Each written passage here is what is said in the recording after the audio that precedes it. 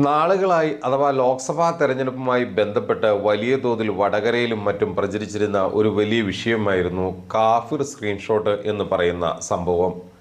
ഇതുമായി ബന്ധപ്പെട്ട് CPM-ന് മേൽ ഇല്ലാത്തതും ഉള്ളതും ഒക്കെയായ ആരോപണങ്ങൾ എന്ന പേരിൽ വലിയ തോതിലുള്ള ആക്ഷേപങ്ങൾ നവസാമൂഹ്യ മാധ്യമങ്ങളിലൂടെ നിരത്തി UDF-ഉം മുസ്ലിം ലീഗും കോൺഗ്രസുമെല്ലാം വലിയ തോതിൽ വോട്ട് ചെയ്യാനുള്ള ശ്രമങ്ങൾ നടത്തുകയും ഒരു പരിധിവരെ അതിൽ വിജയിക്കുകയും ചെയ്തിരുന്നു.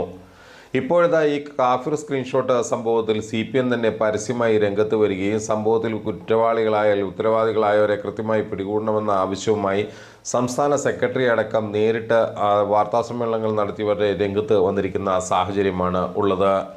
ഇതിനിടയിലാണ് മുസ്ലിം ലീഗുകാർ DYFIക്കെതിരെ എല്ലാം പരസ്യമായിട്ട് ഈ സ്ക്രീൻഷോട്ടിൻ്റെ പിന്നിലെല്ലാം പ്രവർത്തിച്ചത് DYFIക്കാരാണ് എന്നുള്ള തരത്തിലുള്ള പരസ്യമായ ആരോപണവും അവരുടെ പേരുകളുമെല്ലാം വെളിപ്പെടുത്തിക്കൊണ്ട് രംഗത്ത് വന്നിരിക്കുന്നത്. സംഭവവുമായി ബന്ധപ്പെട്ട് മുസ്ലിം ലീഗ് സംസ്ഥാന സെക്രട്ടറിയും കുറ്റ്യാടി മുൻ MLA-യുമായ പാറക്കൽ അബ്ദുള്ളക്കെതിരെ വക്കീൽ നോട്ടീസ് അയച്ചിരിക്കുന്നു. കാഫിർ സ്ക്രീൻഷോട്ട് വിവാദത്തിലാണ് ലീഗ് നേതാവിനെതിരെ DYFI വടകര ബ്ലോക്ക് പ്രസിഡന്റായ RS റിബേഷ് വക്കീൽ നോട്ടീസ് അയച്ചിരിക്കുന്നത്.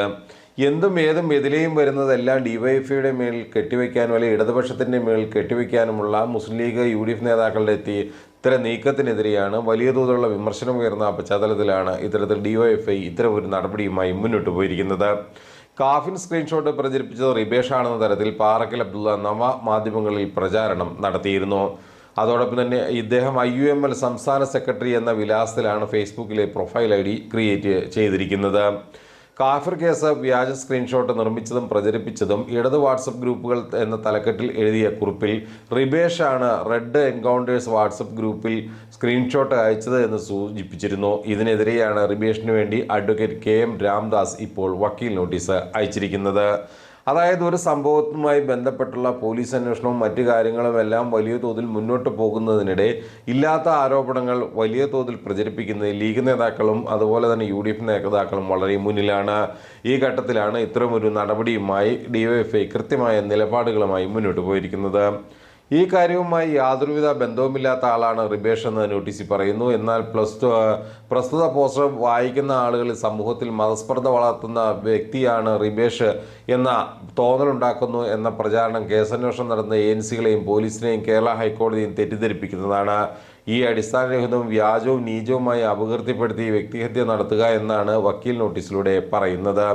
ഇതുവഴി DYFIയെ സംശയദൃഷ്ടിയിലാക്കുക എന്നും ഈ വ്യാജ പ്രചാരണം ലക്ഷ്യമിടുന്നു എന്നും അഡ്വക്കേറ്റ് രാംദാസ് മുഖേന റിബേഷ് അയച്ച വക്കീൽ നോട്ടീസിൽ വ്യക്തമാക്കുന്നു.